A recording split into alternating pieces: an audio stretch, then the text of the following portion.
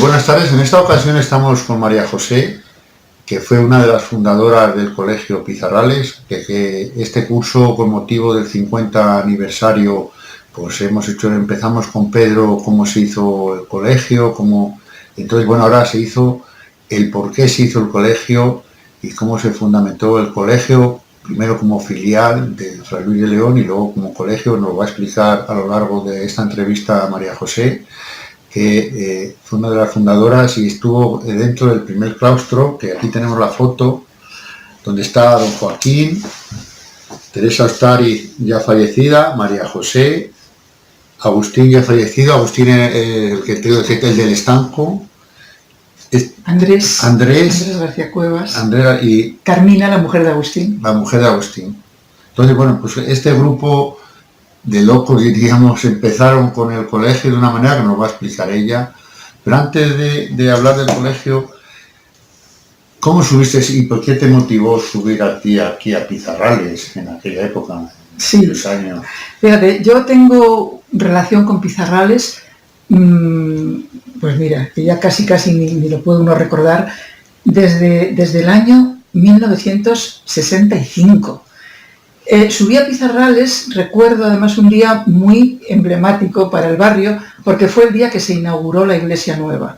Entonces, desde aquel momento, mi vida ha estado ya ligada a Pizarrales hasta el día de hoy, podríamos decir, pero sobre todo hasta el día de mi jubilación.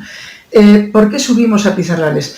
En la década de los 60, del pasado siglo, de 1960, fue una década muy importante para la transformación social que luego iba a sufrir esta ciudad y este barrio. Nosotros entonces éramos jovencitos universitarios que militábamos o participábamos de grupos cristianos de la JEC, la Juventud Estudiante Católica, que tenía en aquella época mucha relación con la JOC, la Juventud Obrera, y la OAC. Y gracias todo a que Mauro Rubio, el que entonces era obispo, había potenciado muchísimo estos movimientos, entonces empezamos de una manera, pues poco a poco empezando a subir, queriendo de alguna manera conocer que había otra realidad diferente a la realidad que nosotros vivíamos cada día en la universidad y que vivíamos en nuestra ciudad. Sabíamos que había otras historias, otros barrios, otras situaciones. A través de Enrique Freijo, que entonces era sacerdote, profesor de la universidad, él nos animó muchísimo a la gente de JEC a que de alguna manera pudiéramos contactar con otras realidades para, como te digo, un poco, pues intentar transformar lo que no nos gustaba. Enrique Freijo por una parte y Marcelino Legido por otra fueron dos personas que de alguna manera animaron muchísimo a que empezase a haber una subida masiva de personas, de jóvenes, estudiantes sobre todo, profesores también, desde la ciudad al barrio. Marcelino Legido era un profesor de filosofía muy prestigioso en aquellos momentos, que dejó todo para venirse a vivir con los más desheredados, con los más necesitados, donde pues al barrio de Pizarrales. Vino a vivir a casa de la señora María y el señor Eladio en la calle La Victoria, y aquí luego él era sacerdote y estuvo unos años aquí y luego marchó a otras partes. Entonces Marcelino fue un poco el promotor de que en el barrio empezara a surgir un deseo de culturizar a la gente, de alfabetizar en principio. Nosotros empezamos con programas de alfabetización. Había un número, Pizarrales en aquella década era un barrio obrero, humilde, pero trabajador, honrado, pero que en la ciudad tenía una mala imagen. Era un barrio como proscrito. Entonces nosotros llegamos y vimos, tomamos contacto con la realidad, entramos en las casas de las gentes, vinimos a ver qué era lo que se podía hacer desde nuestras posiciones cada uno. Entonces, uno de los problemas importantes era el analfabetismo.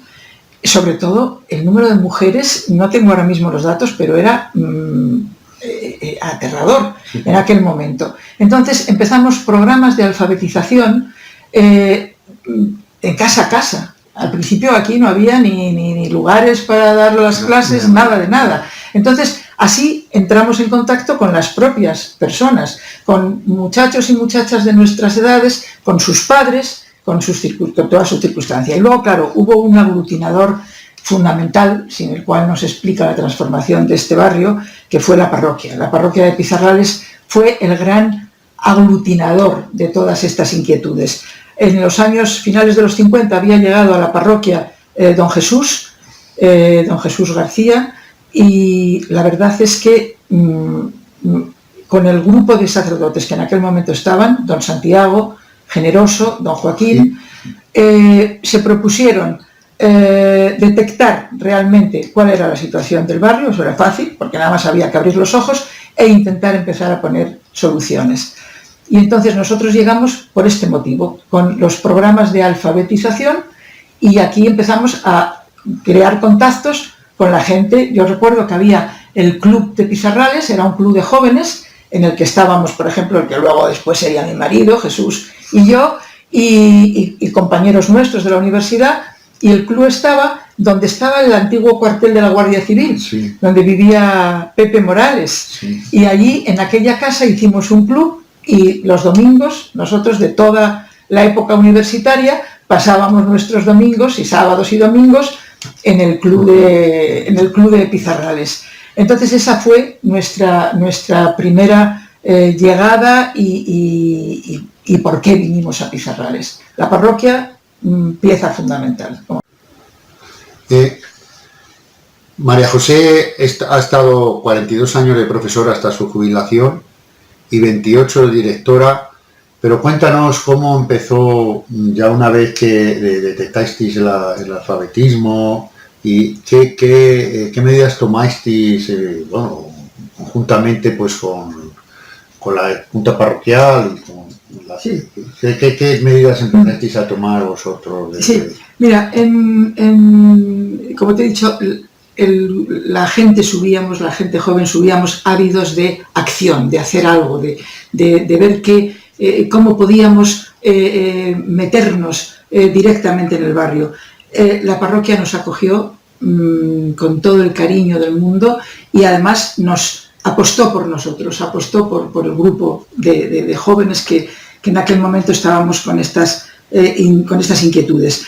Yo, por ejemplo, cuando en el verano del 69 yo estaba en Alemania, había terminado la carrera aquel mismo año, en junio, y me había marchado a Alemania porque yo había hecho germanística y me había marchado con la idea de estar un año con una beca en Alemania. Y aquel verano, a finales de verano, me llamó por teléfono Jesús y me dijo: oye, me dicen de la parroquia que parece que están con idea de empezar un colegio, un instituto, un algo. ¿Tú crees que te interesaría, te podrías venir? Bueno, yo ni lo dudé. Yo en aquel momento había trabajado un año en la universidad y la verdad es que ni dudé. Cuando me dijeron la posibilidad de trabajar en Pizarrales, para mí era el sumum, o sea, era lo que más aspiraba. Y de hecho me vine en cuanto que Jesús me lo dijo y ya empezamos. Bueno, en la década de los 60, como os decía, la situación de la parroquia hizo un estudio a mediados de la década de ver cuál era la situación educativa en el barrio. Porque vamos a hablar ya del asunto educativo. Entonces se detecta que los jóvenes de Pizarrales no tenían ninguna opción de poder estudiar bachillerato. Había 2 institutos en la ciudad que caían al otro lado de la ciudad. La ciudad la vía dividía la ciudad, una cosa era la ciudad, otra cosa eran los Pizarrales. Entonces no tenían la posibilidad de estudiar bachillerato. Había unas escuelas de educación primaria, estaba la guardería de las monjas, donde se daban también unas clases para adultos y de corte y confección y de alguna cosa de estudios generales. Y entonces el problema era qué hacían los chicos de Pizarrales cuando llegaban a los 11 años, cuando terminaban la educación obligatoria. En aquel momento creo que había, no quiero equivocarme, un par de muchachos en Pizarrales que estudiaban bachillerato. Y había en edad, entre los 10 y los 13 años, se vieron 100 muchachos Digo muchachos porque en un principio el colegio fue un colegio masculino. Entonces, había que hacer, ¿qué se puede hacer? Los chicos, las familias eran humildes, se necesitaba el trabajo de los hijos y en cuanto que terminaban la escuela, si podían, se ponían a trabajar. Se desaprovechaban unas posibilidades y unas facultades de los muchachos porque luego descubrimos lo listos, lo inteligentes, lo buenos estudiantes que eran. Entonces, la parroquia dijo, bueno, hay que hacer algo. Se había ido ya creando una necesidad de darle importancia a la cultura. En estas visitas que nosotros hacíamos a las casas, cuando veíamos a los padres y a las madres de nuestros propios amigos y a los hermanos, les íbamos metiendo poco a poco la idea de que sin cultura uno no era un hombre íntegro, que había que tener cultura, que el que tiene cultura no le va a pisar nunca a nadie, va a ser libre. Entonces, habíamos creado un caldo de cultivo muy favorecido, por ejemplo, por Marcelino Elegido, que fue un forofo de que se implantara el bachillerato, y aprovecharon una coyuntura. Y se habían creado hacía unos años las secciones filiales de los institutos de enseñanza media. ¿Qué eran las secciones filiales? Pues eran institutos solamente hasta cuarto de bachillerato, de primero a cuarto, para dar salida en los barrios obreros de las grandes ciudades, sobre todo, a una población que no tenía acceso al bachillerato. Esto había tenido un éxito enorme pues en ciudades como Barcelona, Valencia, Madrid. En ciudades pequeñas no tanto, porque aquí tampoco era una ciudad industrial, nunca lo ha sido. Entonces, aprovechando esa coyuntura de la creación de las filiales, la Junta Parroquial, la Junta de Cabezas de Familia, piezas fundamentales en toda la transformación de este barrio también, junto con la parroquia y junto con los inspectores, con la administración. En aquel momento contamos con el apoyo de 2 o 3 inspectores que entendieron perfectamente la necesidad que teníamos de sacar al barrio de la marginación cultural. Se fue a Madrid, eso lo hicieron todo ellos, ¿no? Sí, nosotros todavía no estábamos. Sí. Hasta que consiguieron que se crearon en Salamanca 3 filiales, 2 masculinas, la de los jesuitas y la nuestra, la 2, y una en las esclavas femenina. Entonces hablamos nada más de educación segregada, no había educación mixta. Entonces, en el curso 69, tenían ya, o sea, a finales del 69, tenían la licencia para empezar a impartir las enseñanzas, de tal manera que les pilló un poco el toro, no teníamos edificio, no teníamos nada. Contactaron con nosotros, con un grupo de 5 profesores, se necesitaba un par de licenciados en letras, uno en ciencias, a educación artística. Los de letras en aquella época podíamos dar, pues por ejemplo, literatura e inglés, o literatura y latín, o literatura. Entonces don Joaquín, que era sacerdote de Pizarrales, y yo nos encargamos de la sección de las letras, Agustín de la sección de ciencias, Teresa Ustariz de toda la sección de Bellas Artes, y Generoso Mateos, también cura de la parroquia, ya desgraciadamente también fallecido, se encargaba de la religión, creo que también de latín algún año, y luego después la educación física, las cosas de educación física, y vino Andrés García Cuevas. Entonces teníamos los profesores, teníamos los alumnos, porque nos habíamos ido casa por casa. Claro, eso fue una labor ingente, porque al padre no es que le dijeras que tienes que mandar al niño a hacer el bachillerato, es que le quitabas que entrara en casa un pequeño salario, porque los muchachos trabajaban. Entonces convencimos a 100 familias. Entonces de repente teníamos 100 alumnos, 5 profesores dispuestos a empezar de todas, y no teníamos locales. Entonces estuvimos el primer año, habilitaron 3 aulas en los sótanos de la iglesia, y cuando todavía no había calefacción, yo recuerdo dando clase, los muchachos y nosotros, con gorro, con calcet, con guantes, con bufanda, porque era un frío terrorífico el que hacía. Y no teníamos nada, no teníamos pupitres, no teníamos pizarras, y no teníamos dinero. La parroquia no tenía, pensaba invertir la venta de unos terrenos, que fue con lo que se hizo este edificio, y no había dinero tampoco. Bueno, donde quiera que nos llamaban que quitaban unos pupitres, con nuestros propios coches. Allí nos presentábamos a coger pupitres, a coger mesas, a coger bancos, a coger tizas, a coger... realmente montamos con nuestras propias manos el colegio. Y en septiembre del 69, justo ahora hace 50 años, empezamos con primero de bachillerato en 3 clases, los de 10, de 11 y de 12, pero todos haciendo primero de bachillerato. Y fue como empezó realmente la filial. Los principios, ya digo, fueron muy duros. Date cuenta que el primer año nos dijeron que no íbamos a cobrar los profesores. Entonces, claro, dices, claro, nosotros éramos gente, teníamos nuestra carrera, pero éramos gente humilde, no teníamos ningún tipo de riqueza para subsistir. Afortunadamente, la mayor parte estábamos solteros, con lo cual todavía en casa nos atendían. Y Agustín, que era el único que estaba casado, él había trabajado en Plasencia y en Cáceres y tenían un dinerito que podían vivir, ¿no? Entonces nos dijeron que no íbamos a cobrar. Y nos reunió la parroquia y nos dijo, no vais a poder cobrar, mirad a ver si queréis os podéis marchar. Claro, dijimos, no vamos a marchar, nosotros aquí, R que R. Y nada, empezamos a trabajar. Luego, aquel mismo año, en marzo, el día de Santo Tomás de Aquino, inesperadamente nos llegó el sueldo, el primer sueldo, y recuerdo, fíjate, había nevado aquel día y estábamos en casa de don Joaquín y don Jesús, vivían aquí en el barrio del Carmen, en la calle Vallejera, y me acuerdo que nos pagaban entonces en unos sobres, nos traían el dinero, un habilitado, y recuerdo que cogimos nuestro primer sueldo, la mayor parte de nosotros, cuando pensábamos que no íbamos a cobrar en todo el año, y me acuerdo que tiramos el dinero allí en el descampado entre la nieve, luego lo cogimos rápidamente, claro, y nos fuimos a celebrarlo comiendo en un restaurante estupendo en la ciudad y tal. O sea que empezamos de una manera muy difícil. Y luego hicimos un tipo de colegio muy novedoso, diría yo. No es por creer que no somos más que nadie, pero yo creo que fue muy novedoso. En aquel momento éramos un centro, como digo, masculino. No había posibilidad de un centro mixto en las leyes de educación de este país, ¿no?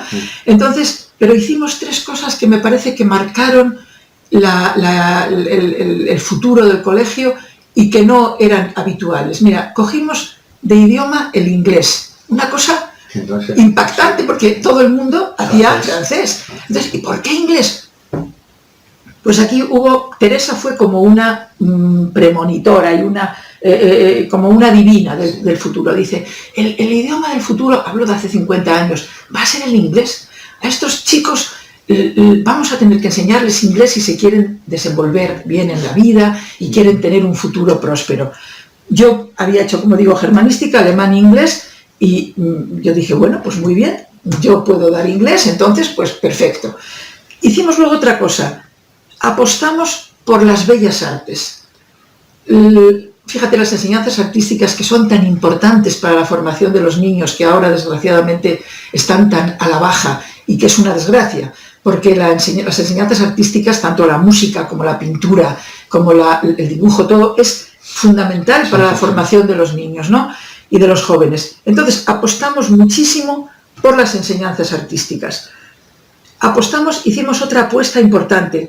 Nuestros alumnos en sus casas no tenían espacio, la mayor parte de ellos vivían en el barrio del Carmen y eran familias numerosas de segunda categoría. Claro, y vivían 12 en las viviendas. Entonces no podían estudiar. Claro, venían y ¿qué hacemos? Pues hicimos un estudio vigilado por las tardes, vigilado para que ellos pudieran estudiar con nosotros. Y cada día cuidábamos uno de los profesores, cuidábamos el estudio. Entonces, y luego hicimos también una cosa muy, muy, muy buena, que fueron los viernes culturales. Los viernes, en la iglesia vieja, hacíamos cine, les ponían cine, se hacían cines forum, se discutía, se hablaba, y fue muy, muy interesante. Este tipo de enseñanza fundamentado en estos pilares fue muy importante. Y luego, por supuesto, claro, aquí tenía acogida todo el mundo. Pensábamos, cuando no se hablaba de que la escuela tenía que ser inclusiva, se hablaba de integración, se hablaba de educación especial, de inclusión se ha empezado a hablar ahora en este momento. Nosotros queríamos hacer una escuela inclusiva, es decir, que aquí tuviera cabida todo el mundo. De tal manera que aquí venían alumnos que con grandes diferencias o problemática social, familias desestructuradas, problemas de muchos tipos, alumnos con lo que luego hemos llamado posteriormente necesidades educativas especiales, es decir, con problemas de físicos o psíquicos, y entonces de repente en el colegio pues se convirtió en un centro de acogida, porque lo que queríamos era que los alumnos convivieran, que lo importante para el alumno era convivir todos juntos, y exceptuando los casos graves y extremos en los que un alumno tiene que ir a un centro específico, pero claro, en aquella época era una revolución, cuando los primeros alumnos sordos totales que nosotros tuvimos fue contra el gran escándalo de la propia administración, no nos los admitían. En aquella época algún inspector a mí me dijo: estos alumnos donde tienen que ir es a Lourdes. Entonces, y estos alumnos luego han hecho carreras universitarias, y tenemos el primer alumno que fue Raúl, que fue el bibliotecario de la biblioteca de Pizarrales, de Caja Duero, que hizo biblioteconomía y escribió un libro, y Raúl era sordo total. Y nosotros no sabíamos nada de sorderas ni de nada, pero nos las ingeniábamos para hacernos entender, luchamos para hemos tenido durante años un intérprete de signos en el colegio, que daba la clase con el profesor. Ahora todo esto, bueno, las cosas yo creo que han cambiado, no sé si la integración ha ido por derroteros mejores o peores. Entonces nos convertimos en un centro pionero en muchas cosas. Una vez ya que empezasteis pues un poco de una manera especial a recoger, ¿cómo fue evolucionando? Porque, bueno, al principio era de chicos, mejor que te lo expliques tú. Sí, mira, en el 69 empezamos, hasta el 72-73 no tuvimos este edificio. Esto fue, bueno, podéis imaginar que fue un cambio cualitativo absolutamente increíble, ¿no? Fue fantástico. Y justo coincidiendo con la inauguración del edificio, cambian las leyes de educación, empieza lo que se llamaba la educación general básica. La educación general básica, la EGB. La EGB ya permite la posibilidad de ser mixta. De tal manera que cuando nosotros nos vinimos al colegio, a este edificio, convivieron durante un par de cursos, creo que fueron, los antiguos alumnos del bachillerato y los nuevos de la EGB. Hubo la posibilidad, cuando se crea la EGB, nos dieron la posibilidad de quedarnos o bien en un centro de educación general básica o bien en un centro de bachillerato. Claro, lo valoramos mucho. El grupo de licenciados que entonces habíamos empezado, tirábamos mucho porque siguiera siendo un centro de bachillerato, pero claro, nos dábamos cuenta que la necesidad del barrio era seguir acogiendo a los alumnos y alumnas que estuvieran en edad obligatoria, en enseñanza obligatoria. Entonces, un poco contra no nuestra decisión, pero bueno, un poco con nuestra pena, la parroquia optó, y me parece que absolutamente con buen criterio, porque fuera un centro de EGB, de Educación General Básica. Los licenciados nos quedamos impartiendo las clases del segundo ciclo de Educación General Básica, y entraron un grupo de compañeros de magisterio para hacerse cargo de la primera parte, ¿no? De la primera etapa. Entonces, en el curso 73-74 fuimos el primer colegio mixto de la ciudad, de tal manera que, porque claro, los colegios luego les costó, a algunos todavía les sigue costando muchísimo el que fueran, el ser mixtos. Entonces, nosotros inmediatamente. Y de hecho se nos conoció durante muchos años por el mixto de Pizarrales, porque éramos el único mixto. Ya cuando empezó a haber muchos mixtos dijimos: oye, habrá que quitar el nombre de mixto, que ya hay más colegios mixtos. Os decía que se acogía a todo tipo de personas. Entonces nos empezaron a llegar alumnos sordos fundamentalmente, con sorderas muy severas, con parálisis cerebral, paralíticos cerebrales, con síndrome de Down, y otros con múltiples. Tuvimos alguno, por ejemplo, con ceguera y sordera, algunos con múltiples deficiencias, pero que eran alumnos con una inteligencia conservada. No necesitaban estar en un centro absolutamente específico y aquí se les acogía. Luego, claro, estas voces se corren y nos convertimos un poco en el centro que sabía que toda persona que llegaba aquí tenía una acogida. Entonces creamos un aula que llamamos de recuperación. ¿Qué hacíamos? Vino una compañera, Toñi, que tenía la madre de Raúl y de Esmeralda. Sí. Vino Toñi, que era profesora de educación especial, de audición y lenguaje, y se hizo cargo de un aula donde los alumnos que tenían problemas educativos salían un ratito. Luego ese aula de recuperación pasó a ser un aula de educación especial y empezó a hablarse ya, se empezó a hablar de educación especial, se empezó a pensar, es verdad que hay cierto tipo de alumnos y de alumnas que no tienen por qué estar en centros específicos, sino que pueden estar integrados en centros normales, ¿no? En centros no de integración. Entonces, en el 93 se crea por ley la posibilidad de convertirnos en un centro de integración como tal, de tal manera que ya nos iban a subvencionar unas aulas específicas de integración. Empezamos 3 colegios de integración en la ciudad. El Campo Charro, un colegio público, Maestro Ávila, colegio privado concertado, y nosotros. Empezamos siendo un centro de integración. Seguimos avanzando y siempre pensando en las necesidades del barrio y de las necesidades de la gente que teníamos cercana. Había una carencia enorme de puestos de educación infantil.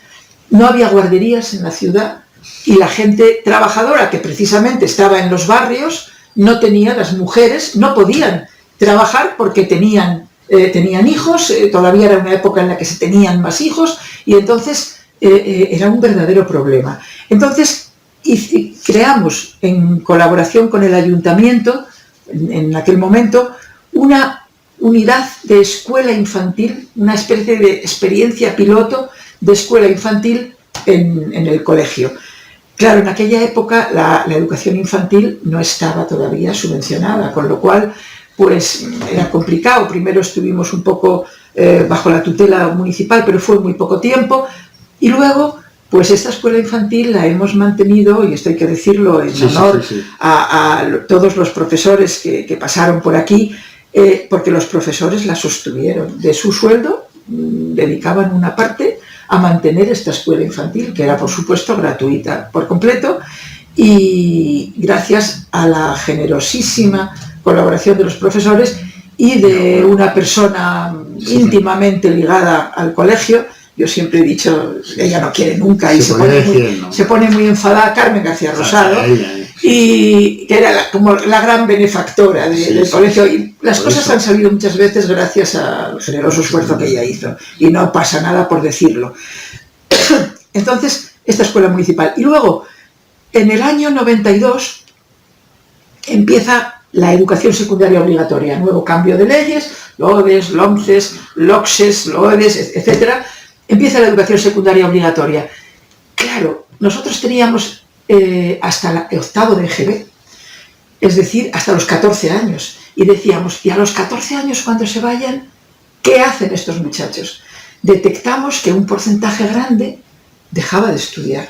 Dijimos, si pudiéramos conseguir la educación secundaria obligatoria, los alumnos y alumnas podrían estar hasta los 16 y sería fantástico porque terminarían la educación secundaria obligatoria. Esto era complicadísimo. Solicitamos, pero había que hacer una serie de cambios estructurales en el edificio, una serie de titulaciones, una serie de problemas añadidos que dijimos, bueno, y luego que nos lo concedieran. Yo recuerdo, ahí sí que ya me tocó a mí, los viajes a Madrid, a hablar con los ministerios, con la gente. Afortunadamente teníamos gente que había sido vecino del barrio en las direcciones generales de educación de aquella época, me acuerdo de Felipe Navarro concretamente, que realmente nos ayudaron muchísimo y conseguimos la educación secundaria obligatoria, de tal manera que en el 92-93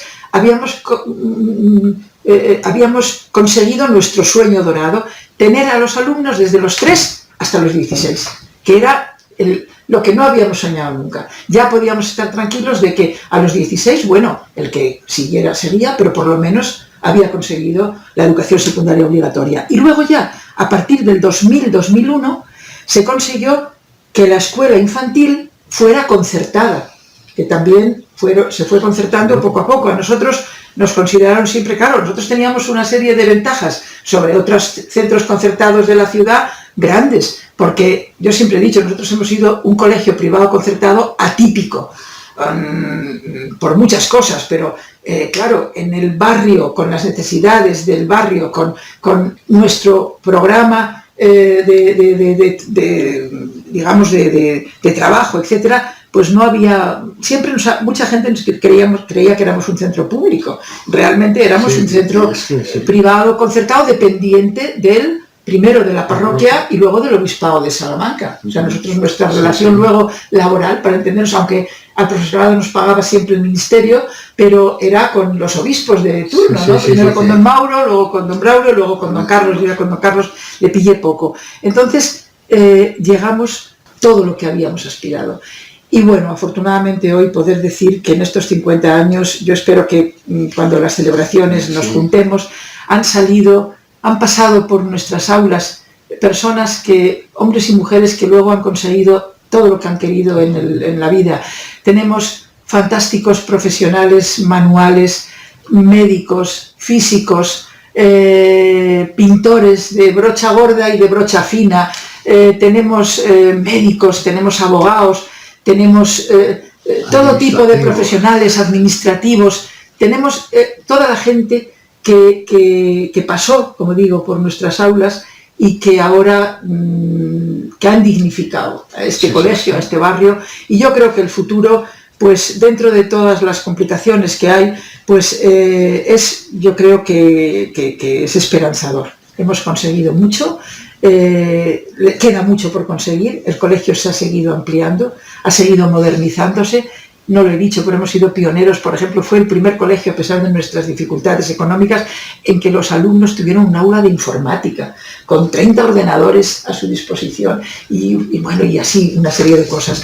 Entonces yo espero que estos 50 años sirvan de acicate para ver todo lo que se ha hecho, para pensar en todo lo que queda por hacer, y que estemos, yo creo, muy satisfechos todos de lo que se ha conseguido. Sí, en el barrio estamos satisfechos con el mixto Pizarrales, que la gente lo sigue llamando todavía el colegio concertado Pizarrales, ahora en la actualidad.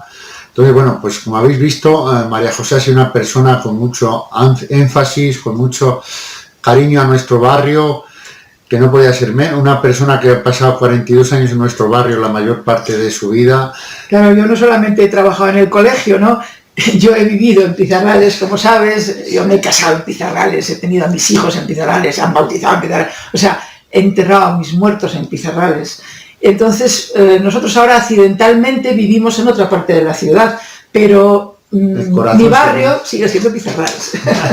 Sí, pues muchas gracias. Pues muchas gracias, María José. Gracias a vosotros, gracias a vosotros. Nos veremos en estos 50 años, en estos celebración de los 50 años, nos veremos. Nos falta todavía por entrevistar a un alumno que ahora es el director, como es Roberto, pero lo haremos a partir del próximo año ya con máster para saber un poco el programa donde participaremos todos los que podamos del barrio, porque este colegio siempre ha sido del barrio. No he dicho, porque claro, no puede uno decir todo y se te agolpan las ideas, un recuerdo especial a la importancia que los padres y las madres han tenido en este colegio.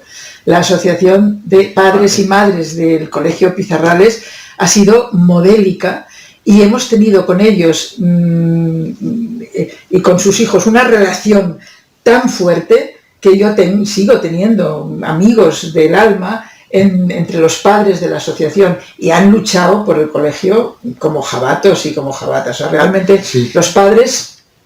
Doy fe porque a ti te tocó consejos con la que se hizo eso, pero bueno, hay gente que ha luchado y está luchando porque este colegio dure y que siempre ha habido una buena armonía, que aquí no había ni directora ni doña. No, había una buena armonía éramos un grupo, y entre una todos familia. éramos una familia y lo que queríamos era lo mejor para el Una barrio familia. y para el colegio. Sí, es verdad. Y para el colegio, para el barrio. Monta tanto, tanto monta. Bueno, pues muchas gracias. A vosotros. No, pues, Gracias, Jesús. a ti.